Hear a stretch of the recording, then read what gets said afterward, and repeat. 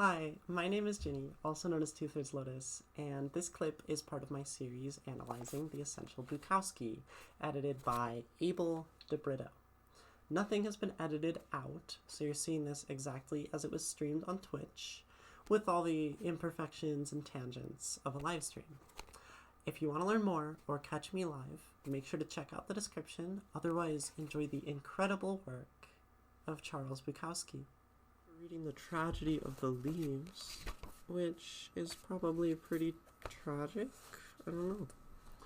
We've had a few more upbeat, positive Bukowski poems, so I wouldn't be surprised if Abel DeBrito, the editor of this book, has us going back to some more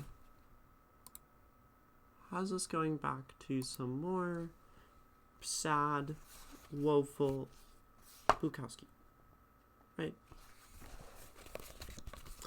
The Tragedy of the Leaves. And of course, get my pens, all my colors of sort of chaotic inclination. Since I'm really bad at actually color coding things, color coding for me is lots of colors, no organization. But we will be starting with The Tragedy of the Leaves, talking about Bukowski, and someday getting through this very, very, very long book of his poems, which I believe has about 50 poems. We have done about 10. It seems that the poems get longer as the book goes on, which is good for me since I am admittedly someone who is still learning and practicing analysis, and longer poems are harder. Perhaps. One might argue. So that being said, The Tragedy of the Leaves. I awakened to dryness, and the ferns were dead. The potted plants yellow as corn. My woman was gone, and the empty bottles bled like corpses. Bringing my microphone a touch closer. Surrounded me with their uselessness. The sun was still good though, and my landlady's note cracked in fine and undemanding yellowness. What was needed now was a good comedian, ancient style, a jester, with jokes upon absurd pain. Pain is absurd because it exists, nothing more. I shaved carefully with an old razor. The man who had once been young and said to have genius. But that's the tragedy of the leaves. The dead ferns, the dead plants, and I walked into a dark hall where the landlady stood, execrating and final, sending me to hell, waving her fat, sweaty arms and screaming for rent, because the world had failed us both. Definitely a much more metaphorical Bukowski poem than the last few that we've been reading, which makes it a good change of pace. Again, I think this book is beautifully organized by the editor, Abel DeBrito, who I will be sending some sort of an email when we are done with this, and I feel like I want to try to have him on stream, on a call, and talk to him and do an interview, because it seems like a really interesting process, and that's something I've been thinking. It's an idea I had more for the Poets of Twitch, is bringing people on as guests, podcast style, and getting people who are truly experts in the field, because I'm just a girl. Just a girl who taught herself to write, taught herself to read. I didn't teach myself to read, but I taught myself to read like this.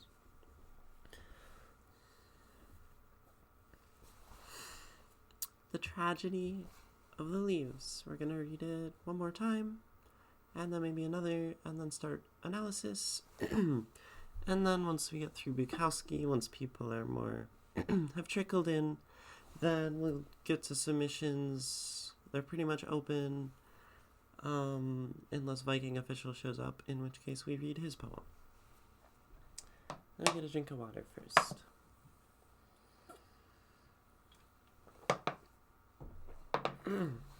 The Tragedy of the Leaves by Charles Bukowski. I awakened to dryness, and the ferns were dead, the potted plants yellow as corn. My woman was gone, and the empty bottles, like bled corpses, surrounded me with their uselessness. The sun was still good, though, and my landlady's note cracked in fine and undemanding yellowness. What was needed now was a good comedian. Ancient style, a jester with jokes upon absurd pain. Pain is absurd because it exists nothing more. I shaved carefully with an old razor, the man who had once been young and said to have genius. But that's the tragedy of the leaves. The dead ferns, the dead plants, and I walked into a dark hall where the landlady stood, execrating and final, sending me to hell, waving her fat, sweaty arms and screaming, screaming for rent, because the world had failed us both. It's very loud. Mama 5. Thank you for the gifted sub, tier 1. That is my mother. Thank you, Mom, for supporting my channel and being amazing and supporting my art. And letting me be an artist and a queer person in a world that parents don't always like artists and queer persons. Love you, Mom.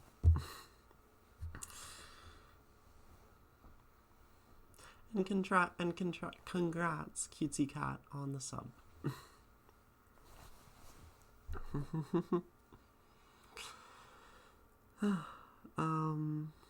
So this poem is definitely, just on a surface read, much more metaphorical. We're talking about a jester and the absurdity of pain and dead plants and paying rent and empty bottles, and there's a lot going on in this poem, but I think we'll find as we break it down, it'll have some pretty clear themes, and we just need to work through it, and I guess that's why I'm here. So, this is a tragedy, the tragedy of the leaves. Bukowski's titles in particular tend to be very helpful in interpreting his work, but also in general, the title is going to be one of the things that is most important for. It's the first thing your reader tends to read. So if you're writing poetry, if you're reading poetry, you want to look at that title and say, what is this telling me? And we're talking of tragedy, we're talking of sadness, of course, we talk about suffering and absurdity and dead plants, so it just sets the tone, and we'll probably come back to what exactly that tragedy is, but it's usually useful to ask a question from the title, the tragedy of the leaves. So we can ask, what is tragic, and why?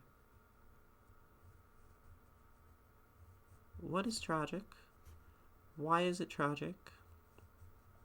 Or rather, why does Bukowski tell us it is tragic? Because we are not seeking out to answer immediately or put in our own opinions of why this might be a tragedy, but look at why Bukowski tells us that the tragedy of the leaves is indeed a tragedy. Of course, I think once we've analyzed, we can go through and apply our own opinions, but also we do that through our analysis subtly, and that's why everyone has a slightly different way of interpreting things. So my analysis is no final say, it is not the correct way.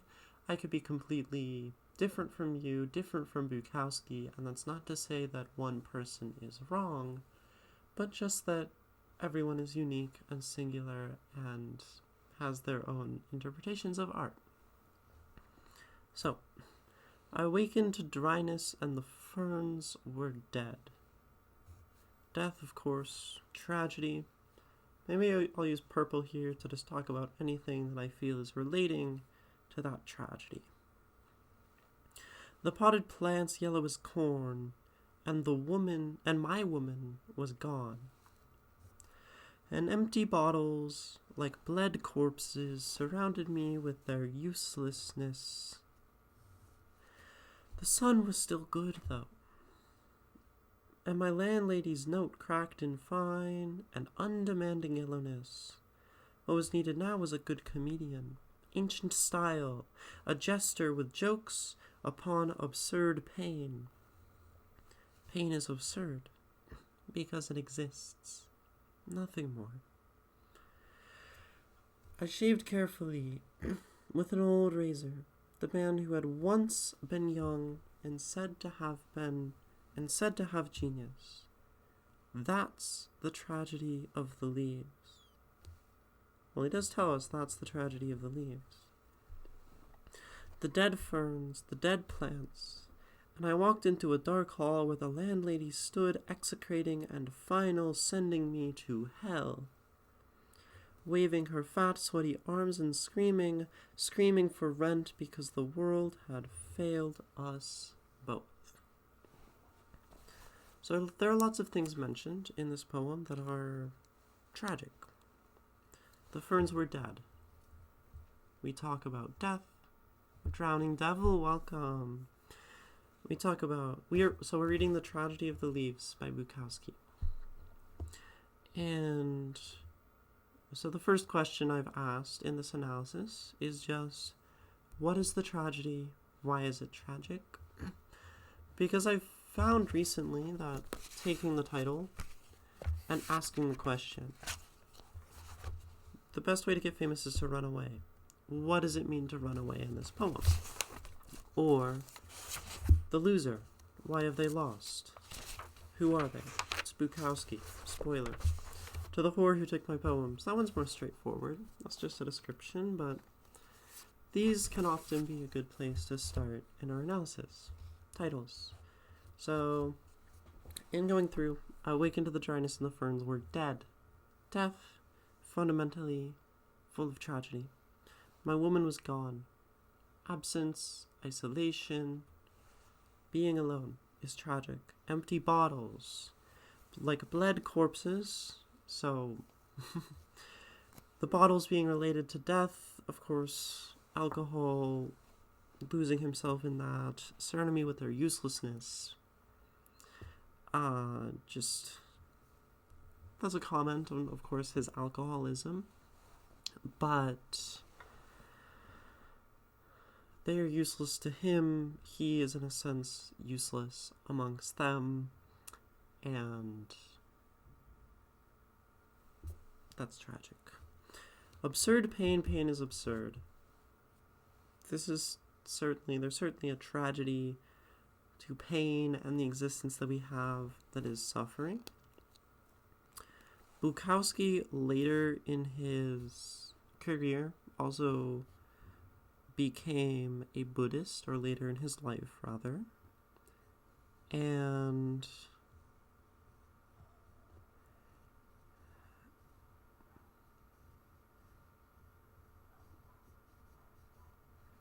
I think there are a lot of connections between Buddhist philosophy on suffering and things like the absurd. He was also probably a contemporary or after Albert Camus.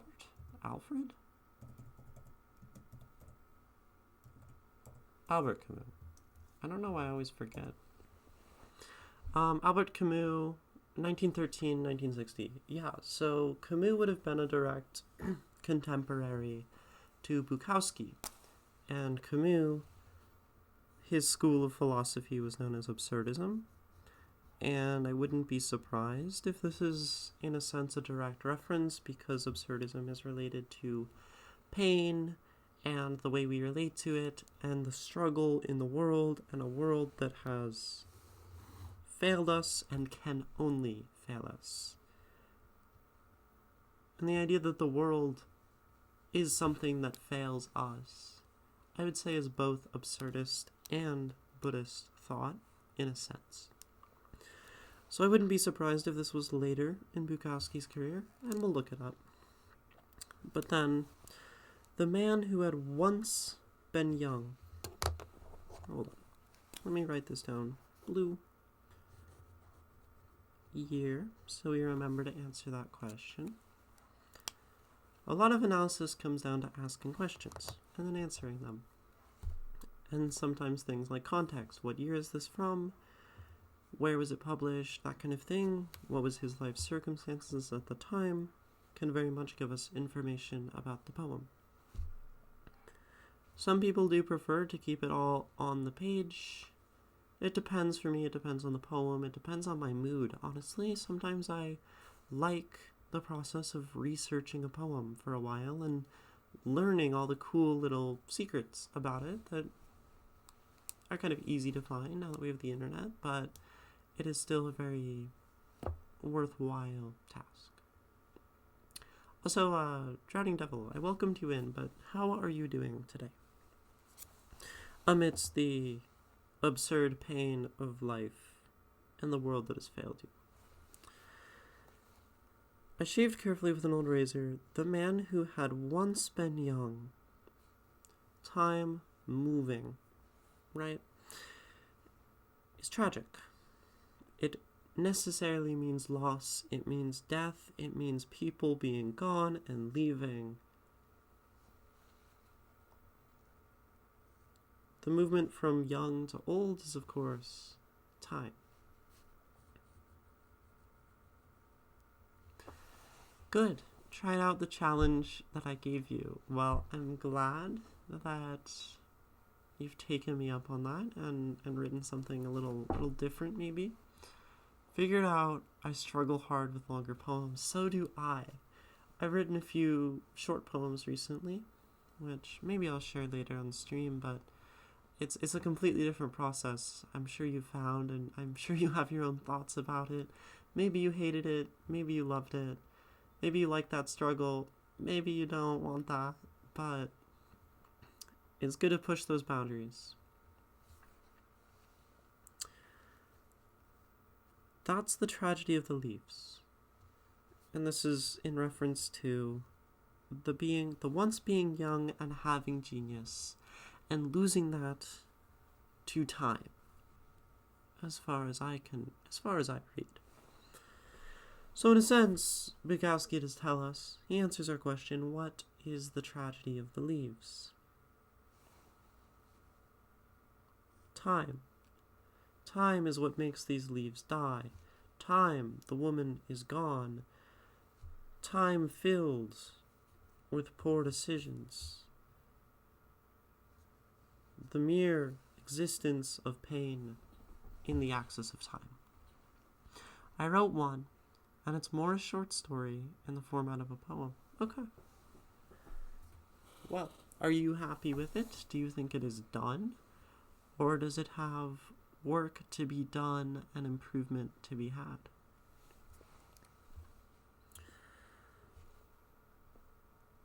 The dead ferns, the dead plants, and I walked into a dark hall where the landlady stood.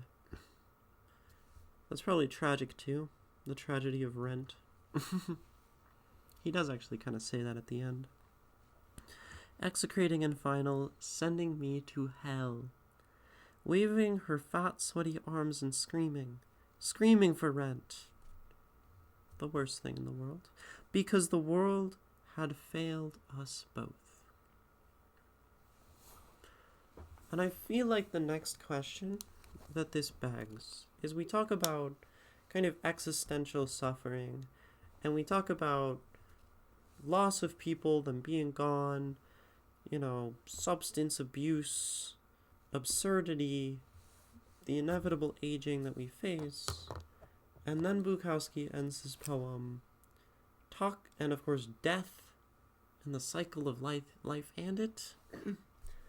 And then the last third of the poem is about rent. Why is that? I think it's done. Can't tell how I feel about it, though. That makes sense. Yeah. Sometimes it's hard to tell. For a while, sometimes you don't like a poem and you put it down, and then you read it a month later and you're like, this is my best work ever. I feel like that's happened to me. In fact, I'm fairly certain that I wasn't a big fan of The Fate of Flowers when I wrote it, one of my poems, and I think it's one of my favorites. So, there's that. I guess I'll ask chat. Drowning Devil. Exit, give you all some practice. Bukowski talks about these big things, these big existential points of suffering for the whole start of the poem. And then he switches to talking about rent and making rent and the landlady demanding rent. What do you think is the connection there? And as you think, I'm going to look up when this poem is from and get a little bit of context and whether this was in Bukowski's kind of Buddhist later life or when exactly he wrote this.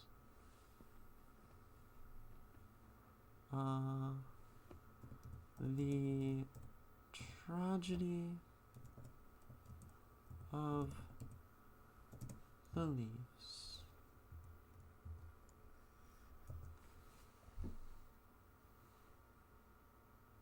This is a song.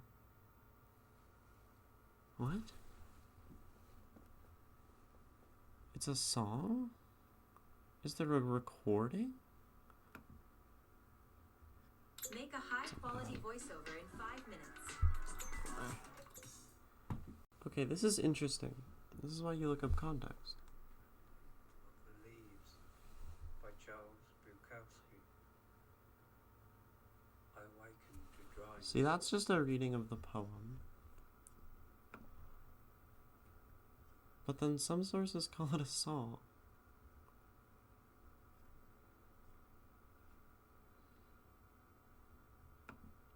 Hi, Stylish Veil. How are you?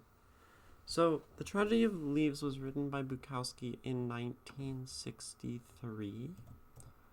And Charles Bukowski died in 1994. So he was 43.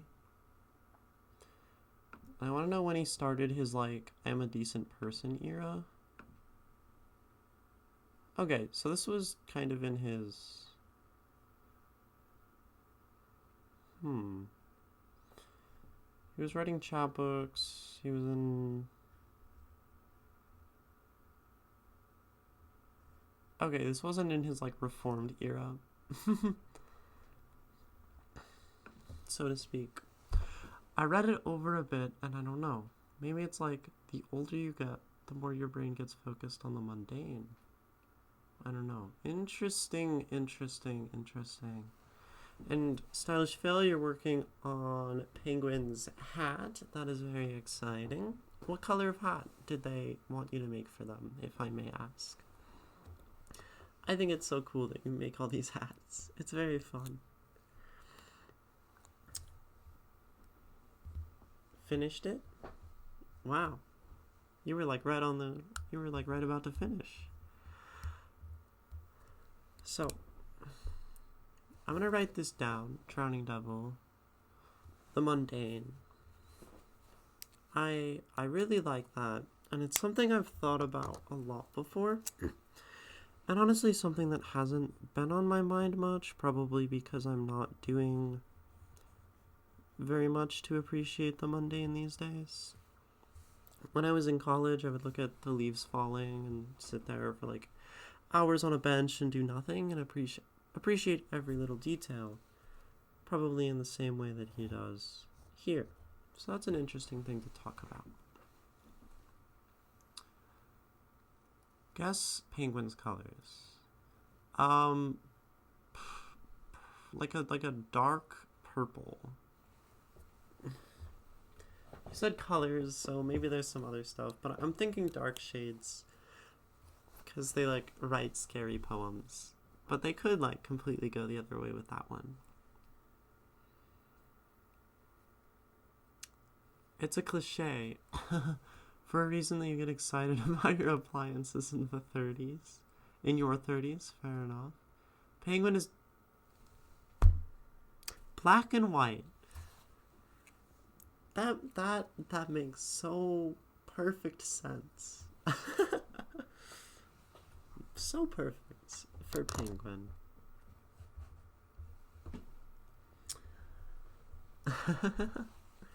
So, I am going to run a very quick self-care ad break. Drink some water, stretch a little bit, and then I will come back and maybe we'll talk about the mundane. I'll stand up and pace around and think a little bit, and also maybe some of these other ideas. Ad. Okay.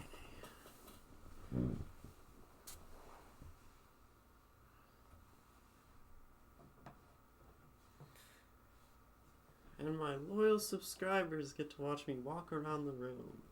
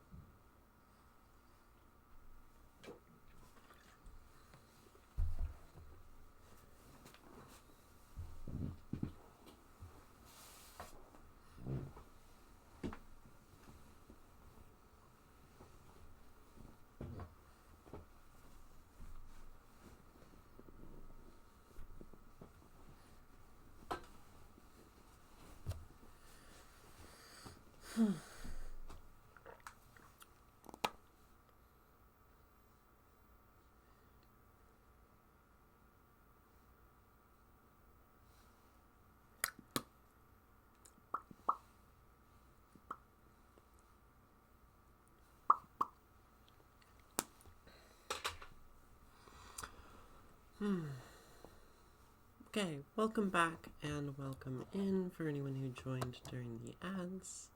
I'm still Ginny, still known as 2/3 Lotus. The poem I sent the other day was very much about the mundane lasting. The importance of the mundane lasting. I see.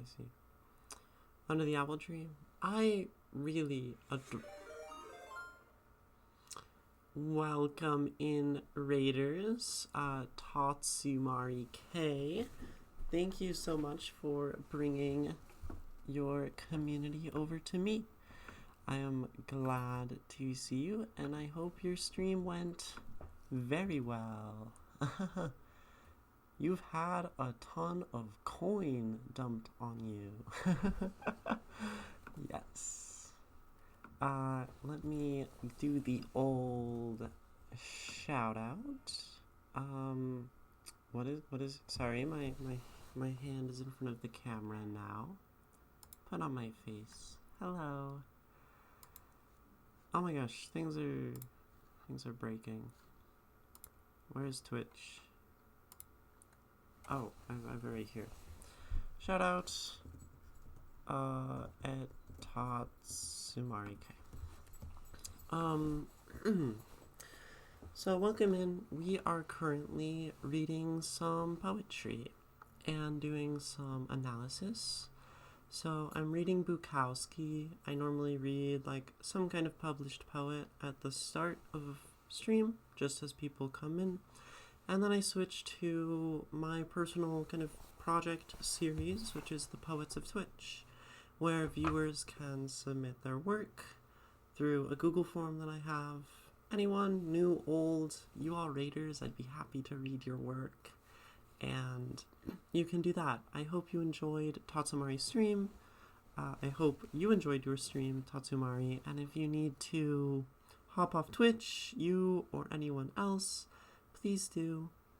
We care about caring about ourselves here. So I wouldn't want anyone staring at a screen longer than they feel they want to. And if anyone is interested in sending me poetry for later, sending me writing, it is the submit command. Sorry to read and run. No. You do not need to be sorry. I totally understand. We have busy lives, and I hope you enjoy. Thank you for entrusting your community onto me. And I hope you have a good rest of your time zone. Tatsumari K. We're going to get right back into Bukowski, not spend too much time distracted, as I often am on this stream. So, here we are. The Tragedy of the Leaves. Since we have a new influx of viewers, I'm just going to read it again. And as I'm reading, you can think about the ideas of the mundane and potentially time and the suffering that we experience in daily life. These are all topics we've started to hint at talking about as we analyze this poem. The Tragedy of the Leaves by Charles Bukowski. I awakened to dryness, and the ferns were dead. The potted plants yellow as corn, my woman was gone. And the empty bottles, like bled corpses, surrounded me with their uselessness. The sun was still good, though, and my landlady's note cracked in fine and undemanding yellowness. What was needed now was a good comedian. Ancient style, a jester with jokes upon absurd pain. Pain is absurd because it exists, nothing more. I shaved carefully with an old razor. The man who had once been young and said to have genius. But that's the tragedy of the leaves. The dead ferns, the dead plants, and I walked into a dark hall where the landlady stood execrating and final, sending me to hell, waving her fat, sweaty arms and screaming for rent, because the world has failed us both. So, old razor. Oh, very interesting thing to point out. Stylish veil. That as a metaphor is probably absolutely something Bukowski intended, and I didn't notice. Very good observation. An old razor is not sharp, in the same way that he is not sharp anymore, said that he used to be a genius. Brilliant. So, I'm going to go through maybe my interpretation of Drowning Devil relating the mundane to this poem. And the mundane is something that I really appreciate in art. There's a book, one of my biggest recommendations, a very not well-known book, considering that it is the winner of a Pulitzer Prize. It is called A Bell for Adano. And whenever I hear the word mundane, it brings back the memories of me reading this book in college. I was reading it for fun. A Bell for Adano. And this book is about an American, colonel or general or something. A colonel. In World War II, it's fictional, but historical fiction, who has to take over the administration for a small town in Italy that has been liberated from, Mussolini, right? And he, for a war story, right? It's not a war story, I guess is what I mean to say. It's extremely mundane. He takes over administration of this town, and now he runs it like any caring kind of governor of a town.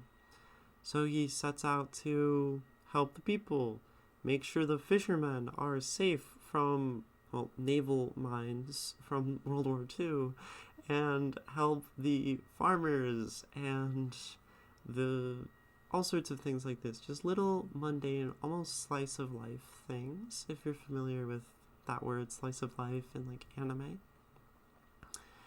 And it's one of my favorite books ever because it is written so well, and I think so honestly talks about people. Of course, it's talking about characters, but really, I think A Bell for Adano, the writing makes them feel more like people. Did I talk about this on stream?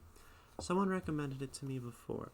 I have not talked about it since the Poets of Twitch era, but it's very possible, since you've been around so long, that I recommended it randomly when I was painting D&D miniatures or something. I feel like you might have been in that early or in the early calligraphy days. Very possible.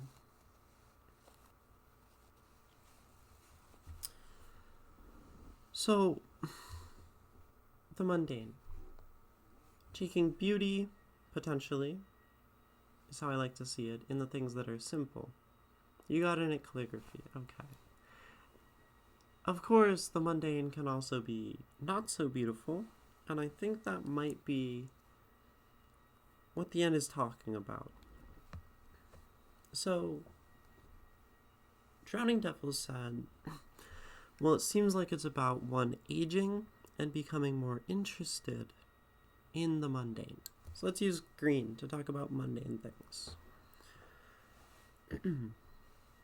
I think in a way when he talks about just the plants, the dryness and the ferns, the potted plants, the sun and how it is good, just the sun. These are mundane things. The note is undemanding, which is interesting given the demand of the landlady, but I think the concept of the mundane is also a very patient one. And in a sense, it feels mundane to talk about that note. You feel like it's more about finding yourself old and washed up. I'm generally of sort of the same opinion, but I also have maybe a third. So I'm very excited about going through these. What you need now was a comedian, ancient style, a jester. I think this relates. He is old, he sees life as this slow, kind of non-interesting thing at this point, perhaps, the old man. And it needs to be livened up. It needs jokes upon absurd pain. Pain is absurd because it exists. I think Bukowski talks about the mundane, but in a sense where there is suffering in it. It is boring, there is death, time is marching on, I am growing old, nothing is happening. And it's absurd that that very motion, that very existence, is causing me pain. There is no incident, right, inciting. So the pain, the absurd pain, has no incident.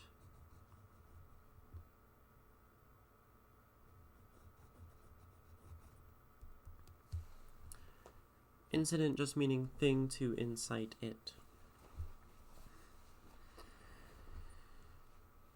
And that's kind of terrifying. That is a very terrifying thing, and I think a very good observation, perhaps, from Drowning Devil to point this out, because while he talks about pain, while he talks about death, maybe one of the scariest things is realizing that death and suffering and pain are common things.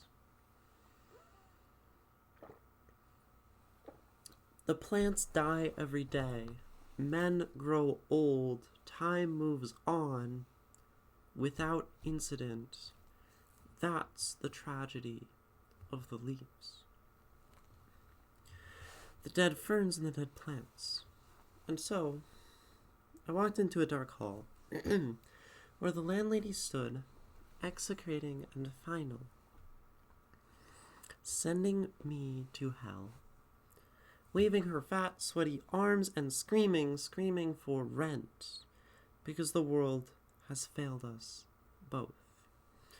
And in fact, I would say this is the first incident, so to speak, the first thing happening in this poem. In a sense, he wakes up, looks at dead plants, observes the area around him, comments about how there needs to be a jester,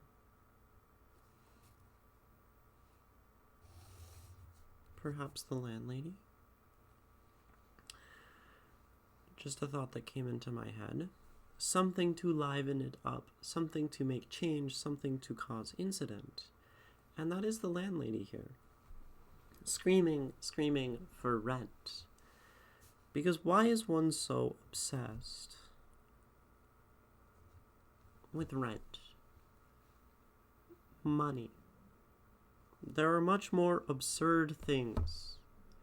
There's much greater pains to feel pain over and scream about, like the passage of time. And she screams about rent. And she screams because the world has failed us both. And saying, this world pushes us away from the mundane joys and the mundane suffering. And we get obsessed.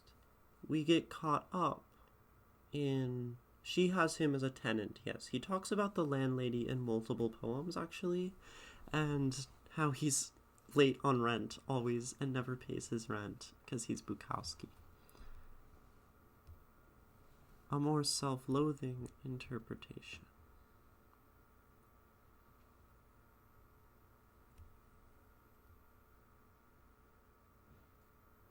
Perhaps. Because the world has failed us both. A world which pushes us to care about rent. A world that pushes us to scream about things that maybe don't matter that much. This is a time when Bukowski is leaning toward Buddhist ideas. Basically, the rule is, as Bukowski gets later in life, he gets to be less of a vile, disgusting man and more of like a chill, reformed alcoholic Buddhist. I don't know if he ever stopped drinking. I have no idea, but he gets at least a little better, and I think you can see some of that in this poem, right? But in that case, the tragedy of the leaves is that suffering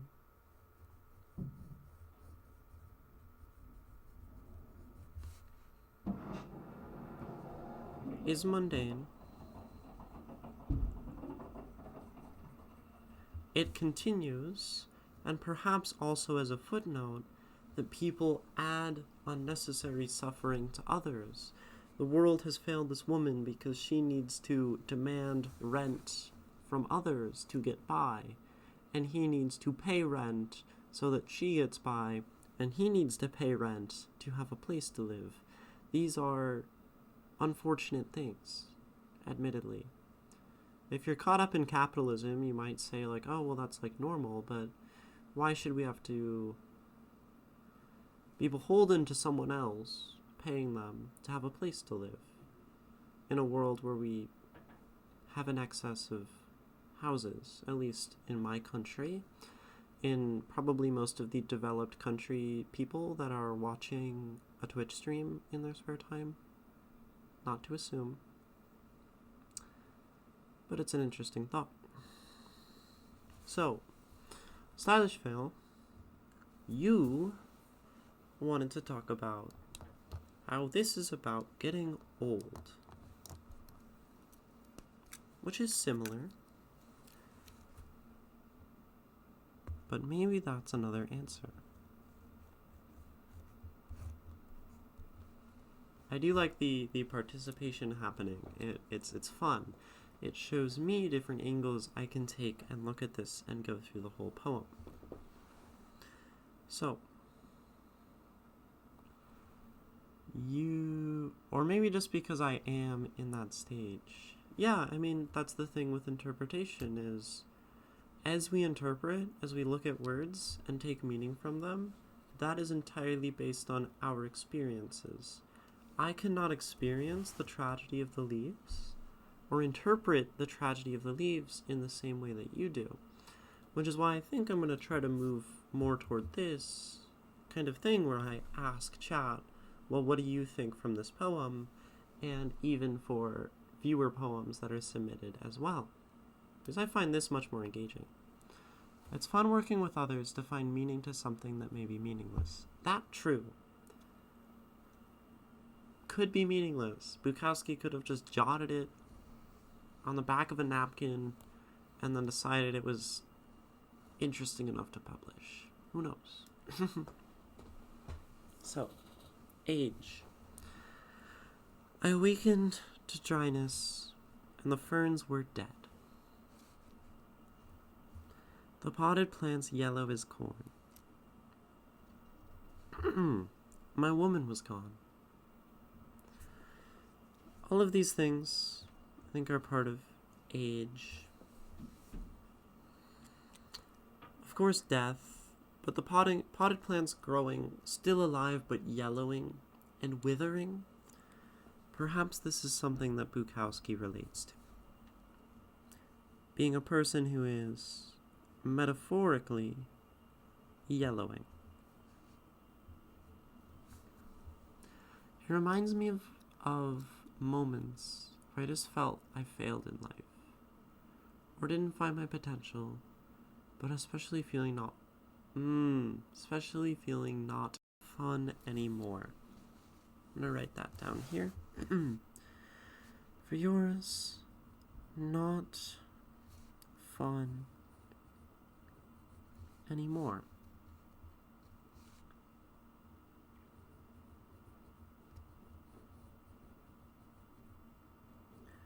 And that gives me an idea, because in the next one, in the empty bottles like bled corpses, there was not necessarily joy in drinking like there sometimes is here.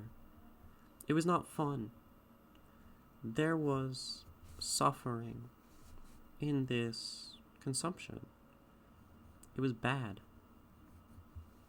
Unfun.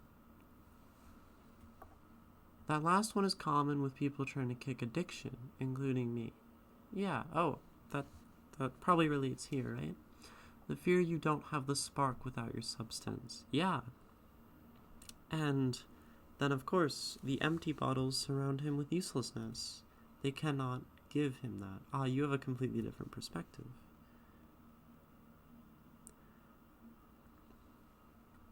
I have also never had an addiction. I talk about it quite a lot because I know addicts, and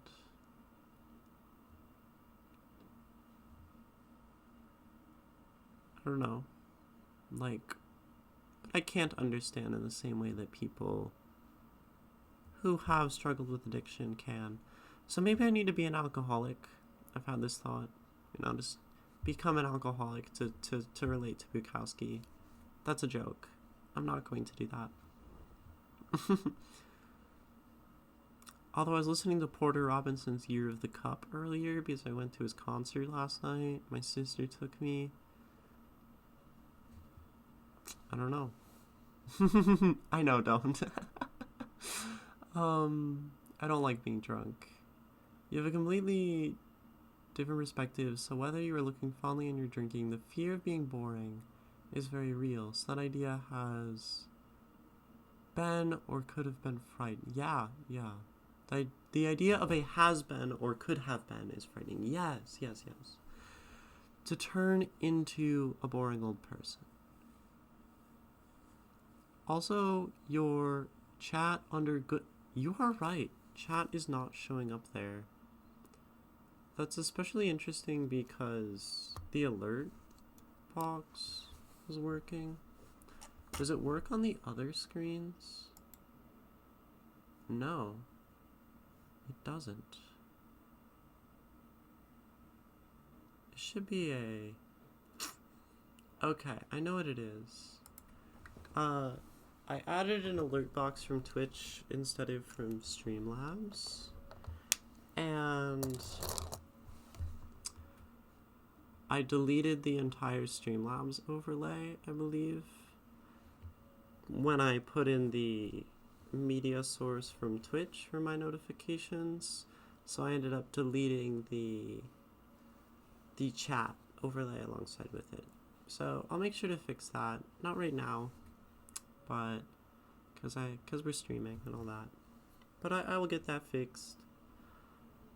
My apologies. I know, you want to be recognized as a good boy on screen. I apologize. So, just thought I'd tell you. Oh, of course. Thank you so much. So, being old. My landlady's note cracked in fine and undemanding yellowness. So again, we talk about the yellowness. It's cracked. It is old. He's not paying rent. Oh, jeez. And undemanding as well. There's a sense that as time goes by, things are less demanding. I think old people tend to seem a lot more patient than young people. Perhaps something to do with the mundane.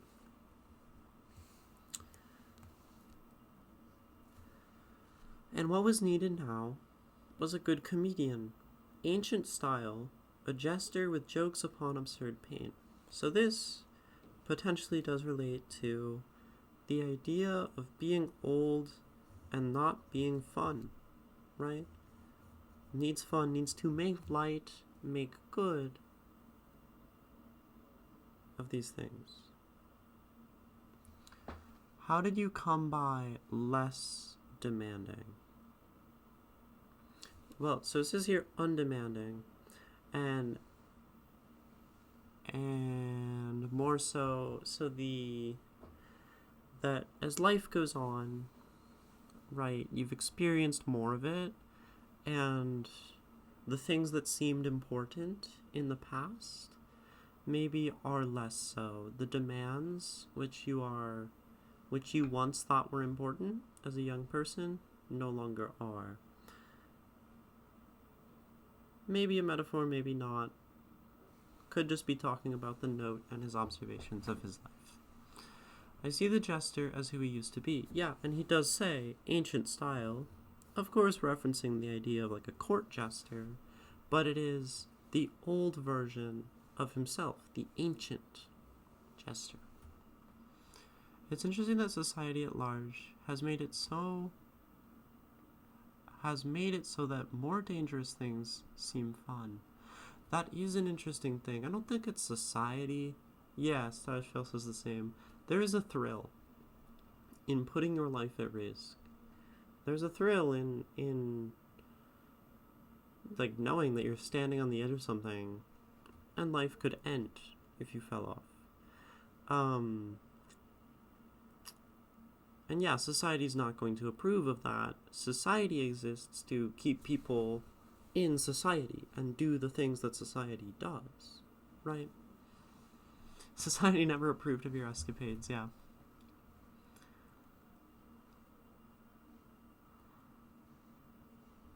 And stylish, you say, but specifically for her, not him per se. Oh, for the woman who is gone, my woman was gone. That's who the jester is for, and that he needs to be interesting enough for the world, her, others. Tell those jokes and stop kind of sulking.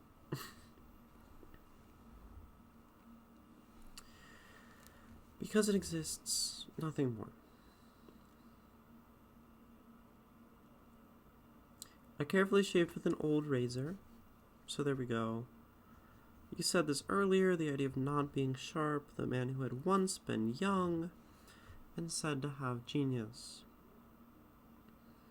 I think that's fairly self-explanatory as how it relates to the kind of suffering, the lamenting of being old and losing that sharpness. That's the tragedy of the leaves. The understanding yellowness is needed for the landlady. The undemanding yellowness is needed for the landlady.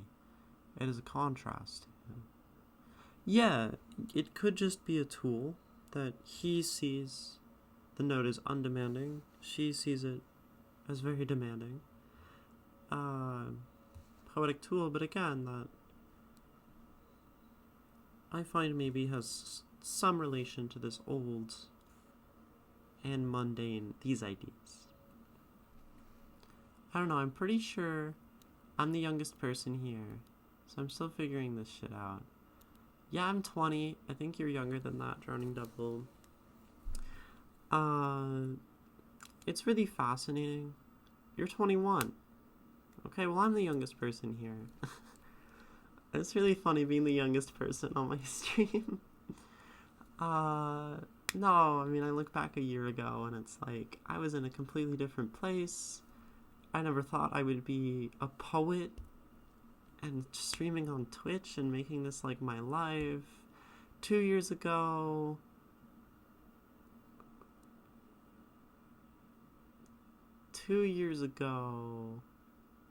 like I was a music major trying to be the best saxophonist in the world. Like, it's crazy how fast it changes. And also how, like, I'm theoretically a quarter of the way through my life. That's kind of disturbing. Wait, I'm older than you, Jin. Yeah, you're older than me. I'm 20. And on that note, I just got a notification that pre-rolls are back on, so I should run another ad break because I don't like people having pre-rolls. I like to open a stream and be able to watch it. So we're gonna do another, couple minute ad break. I'm gonna pace around and then we'll finish talking about age as it relates to being the tragedy of the leaves, right? So I'll run this and pace around my room and drink water. I'll be back. Don't watch the ad.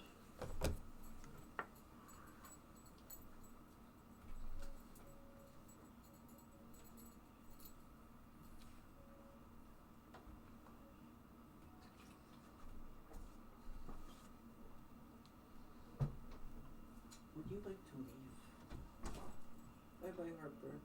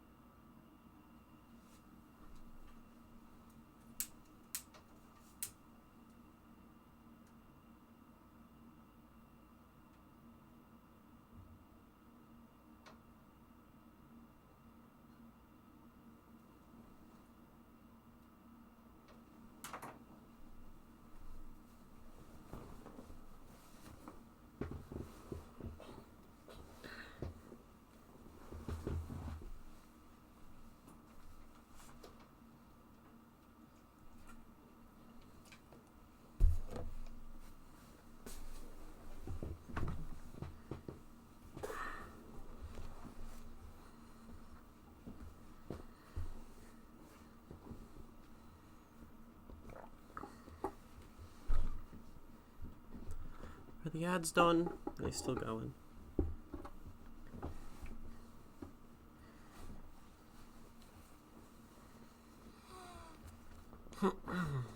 Okay. Stretchy, stretchy.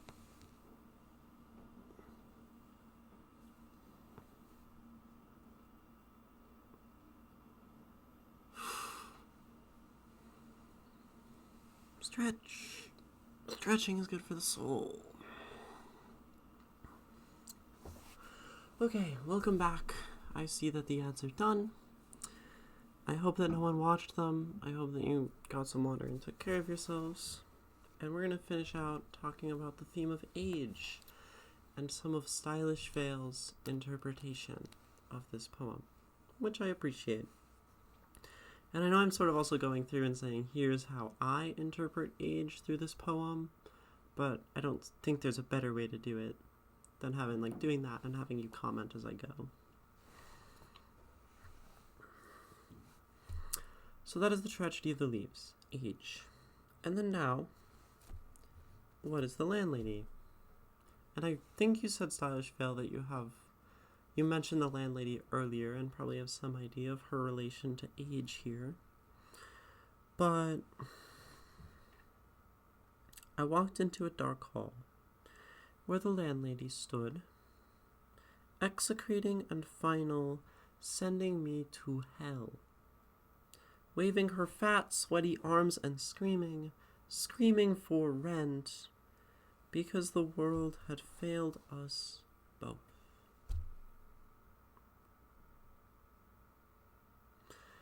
You mentioned earlier, Stylish Vale, growing up, feeling like you're still a failure sometimes. That feeling of probably stuckness in some sense. And so, of course, this talking of failure would be related. But it's interesting because the world has failed us both. One would normally think in that setting, I failed because I didn't do the right things, but perhaps the world is the issue. The world expects us to do certain things. I think the rent is a very worldly expectation, societal. I think the landlady before has kind of been a metaphor for just society and its needs and the way it causes us to suffer. So I do think that perhaps her screaming for rent is to say that society has these expectations that I cannot meet, and it's not my failure, which in a sense maybe makes this slightly hopeful. It's not my failure, it's society's, it's the world's failure to demand this of me, which kind of feels very Bukowski, like justifying that he doesn't have to pay the rent. Maybe my interpretation is colored by my image of Bukowski, perhaps. And do tell your thoughts here. If I didn't know who he was, I would feel more pity. Yeah, I think Bukowski is a hard person to pity. Bukowski's pretty miserable. Bukowski is not what society would call a good person. Again, back to that. I personally lean toward feeling that pity, feeling that empathy, toward even someone as kind of miserable as Bukowski. But in that case, do you see this as Bukowski kind of being this still always dramatic, I'm suffering, I'm getting old and it sucks, woe is me? But yeah, that is something for me to wrestle with. Who we pity and who we dislike and how we separate people in our minds is something for everyone to wrestle with. and age and all these things. Now, that's why we read these poems. Of course, that's also a great point. Bukowski does often show himself to be this unreliable narrator.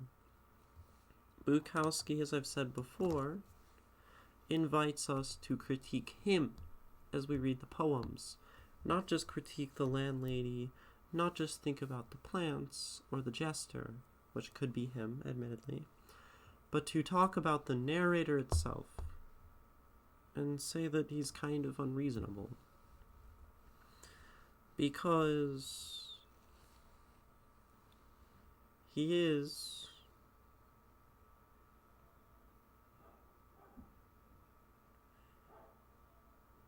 failing, and he is an alcoholic, and he drinks these empty bottles. Not that I judge alcoholics. I think alcoholism is not necessarily that person's fault, but society would say he's spending this money on bottles. He doesn't pay rent, and he looks at the sun and still feels like he's happy, and looks at dead plants. Like, I don't know. But yeah, I don't like my impulse for Schadenfreude. What is Schadenfreude? I'm sorry. I think you can still feel bad for a person even if they were a bad person. I think so too.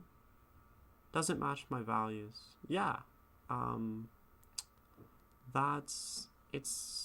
don't think one of those is the right or the wrong answer. I have my answer. Schadenfreude means delight in someone else's pain. Ah, I see. Gotcha. So you're saying you get some amount of Schadenfreude looking at this man who is destitute and being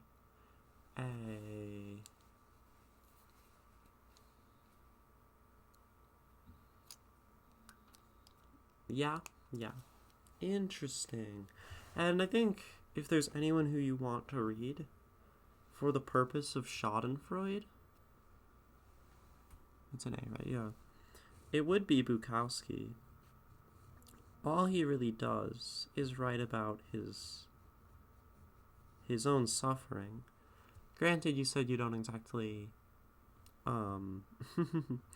like the impulse, but that's perhaps a challenge that Bukowski faces. Can I look at this and just not delight in that? But mainly because I recognize myself.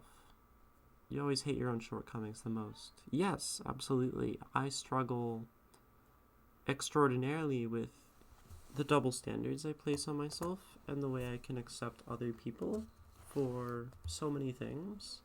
And if I was the person in this situation, waking up hungover, missing rent, old, decrepit, I would hate myself. But I wouldn't tell Bukowski that he should.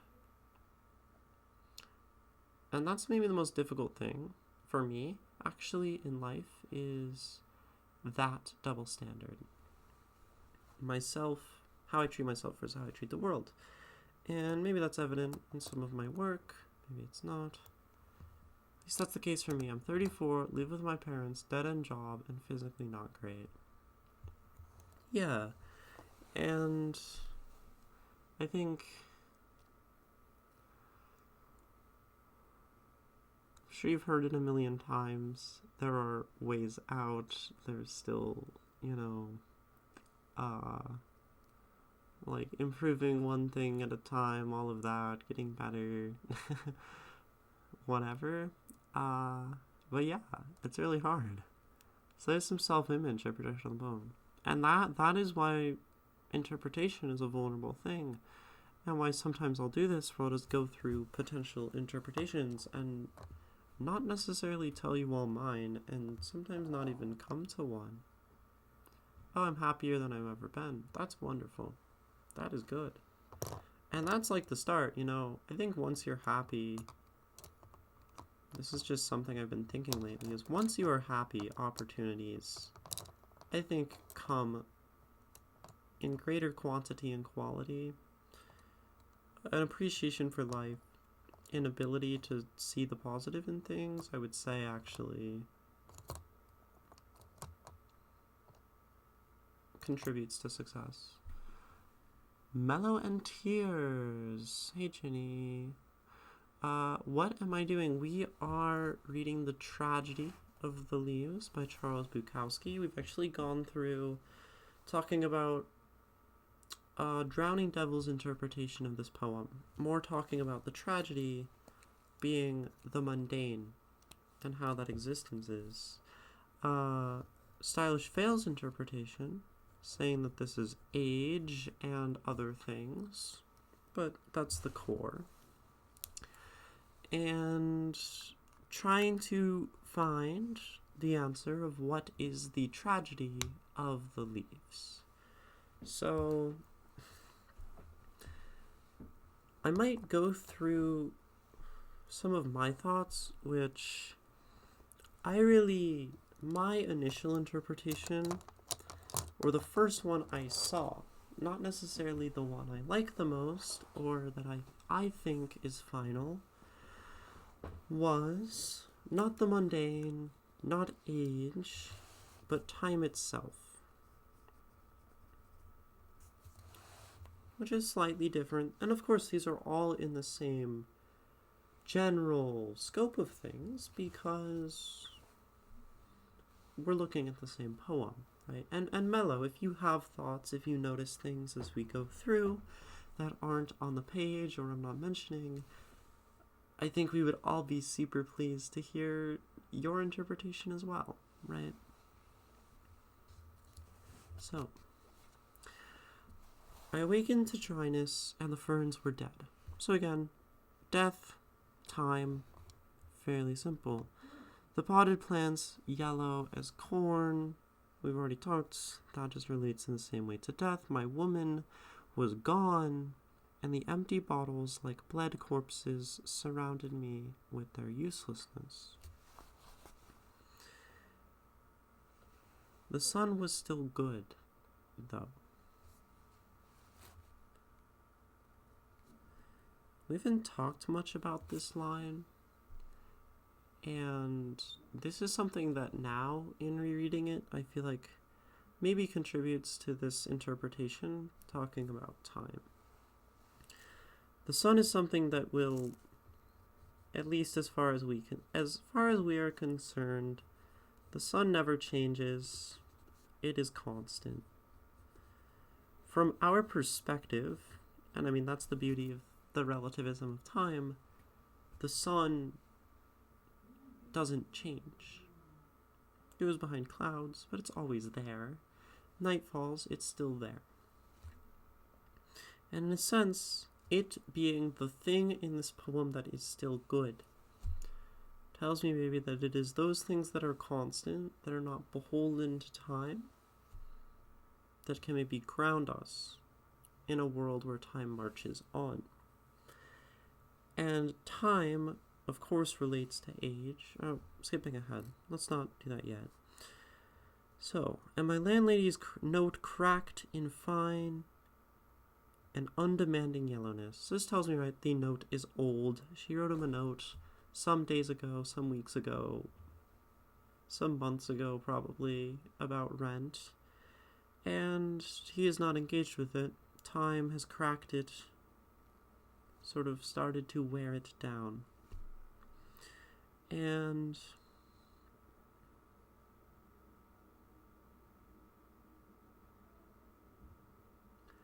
maybe the further away this note gets, the less demanding it becomes, the older it is, because every day that the landlady doesn't say, okay, it's time to actually pay your rent, well, it does become less demanding, in the same way that every day we remove ourselves from the past, those things behind us get less meaningful sometimes. We forget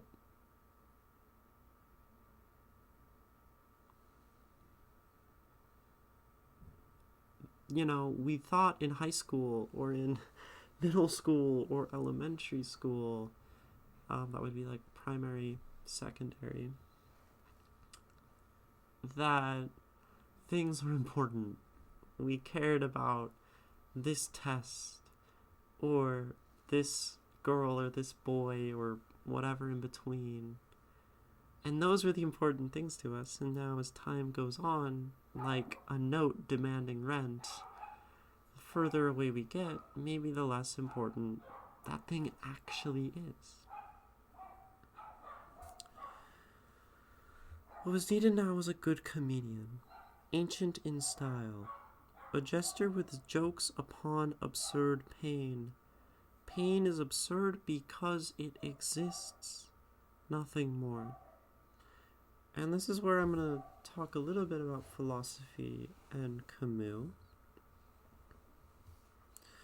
Camus' most famous work, some of you may know, is The Myth of Sisyphus,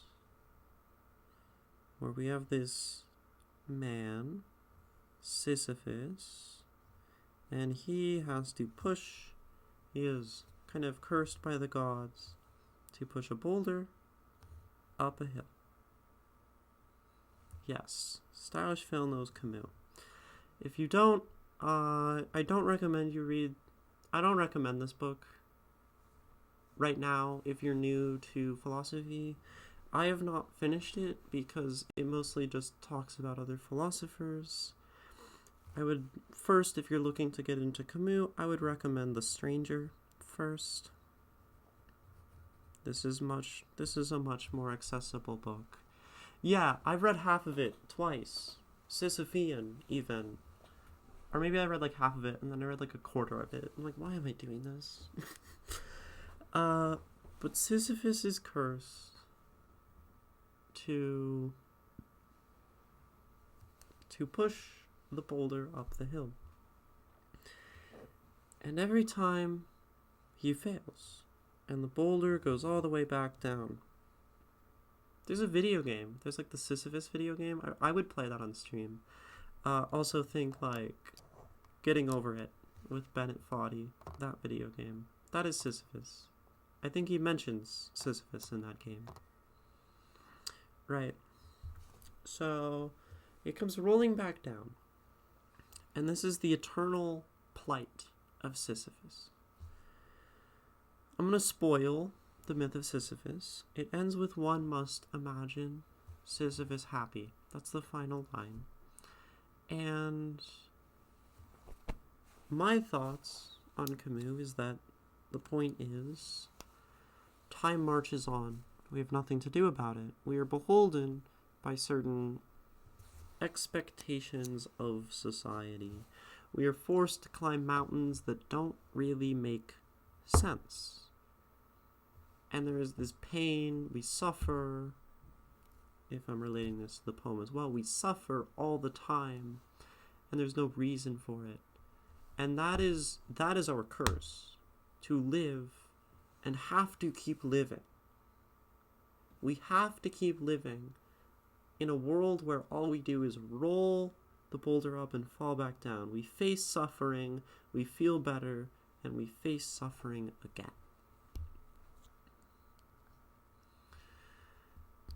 So,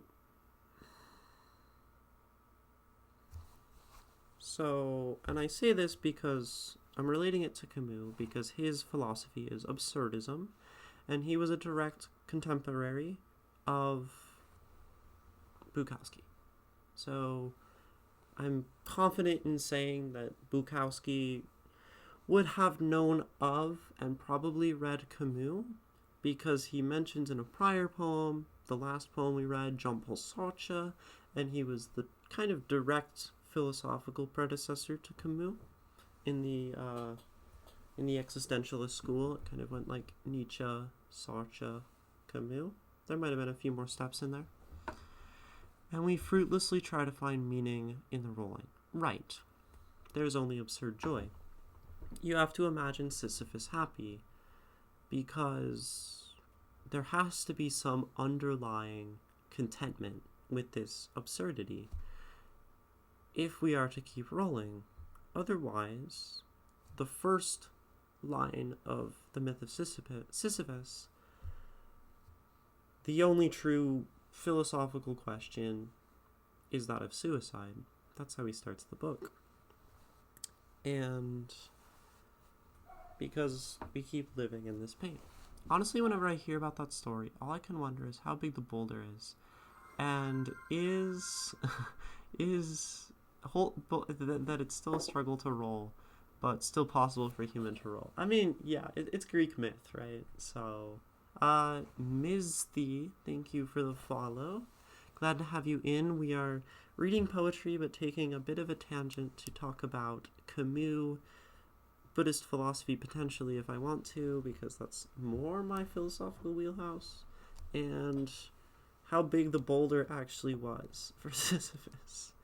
You do get stronger, and that's part of it. We get better at facing the struggles every day, and yet they are still just as fundamentally insurmountable. And that is the absurdism. But does your body still break down? I mean, eventually it does. And eventually maybe you're not able to face those challenges quite as well. Potentially you are old. Not as sharp as you used to be. Hello, I love your hat. Thank you. Thank you. I have many. I'm a woman of many hats, including all the ones over there on the floor. But more so on Twitch, poet, poet, critic,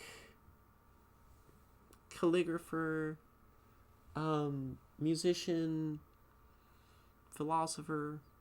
Jenny, you have one coming too. I know. Eventually, yeah, I'll figure that out. I'll figure out how you can get it to me, because I'm not giving you my address. The P.O. boxes are expensive, so I don't really know what to do about that. So at age 500, you're just blowing on the boulder. Potentially. Yeah, how are you, Ms. Thee? I will echo that question from Stylish Fail. So it could be a while before the hat can actually be sent. So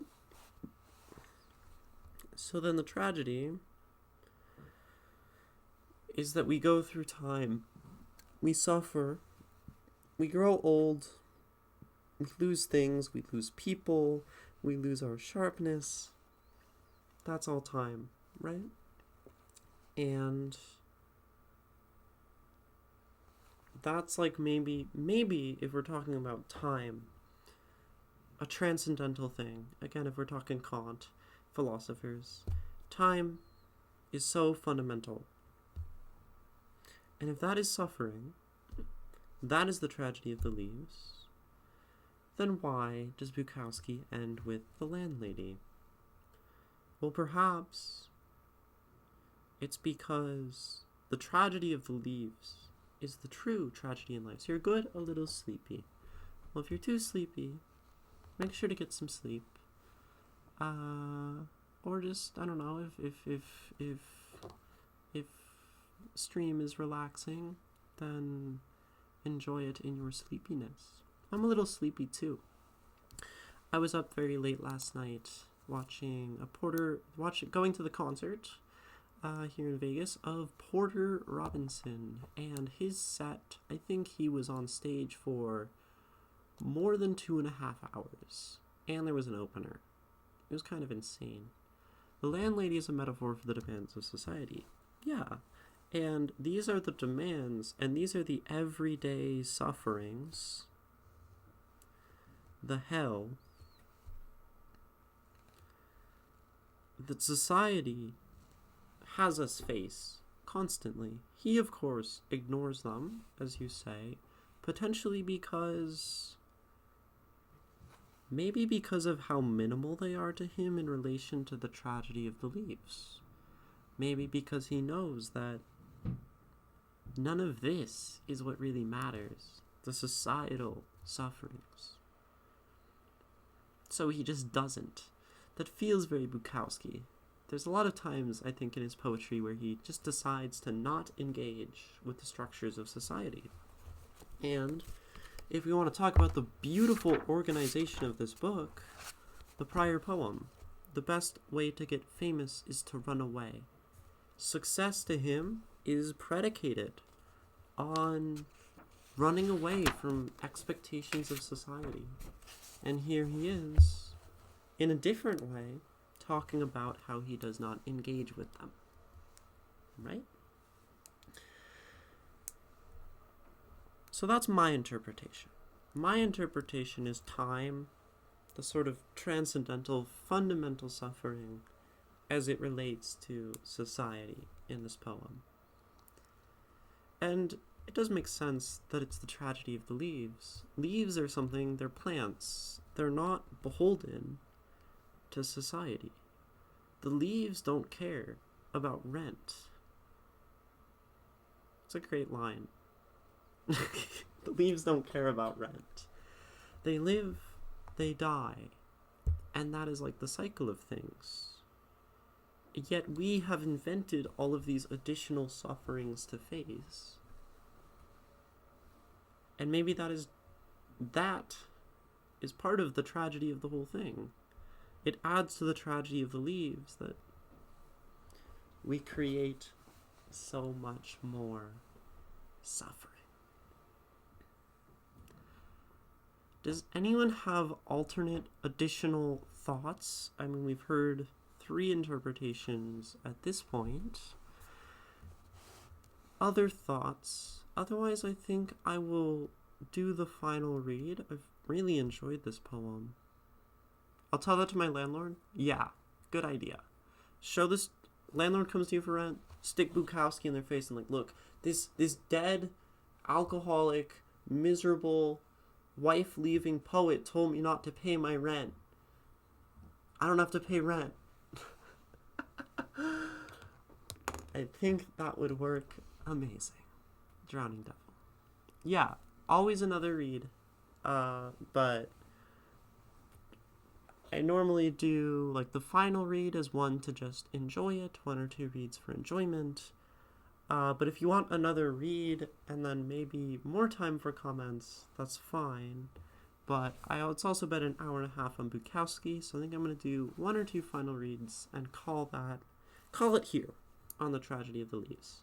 If you have any final comments once we get through the reading, that's fine, but we're not going to do more analysis. Just going to enjoy this poem. I awakened to the dryness, and the ferns were dead. The potted plants, yellow as corn, my woman was gone.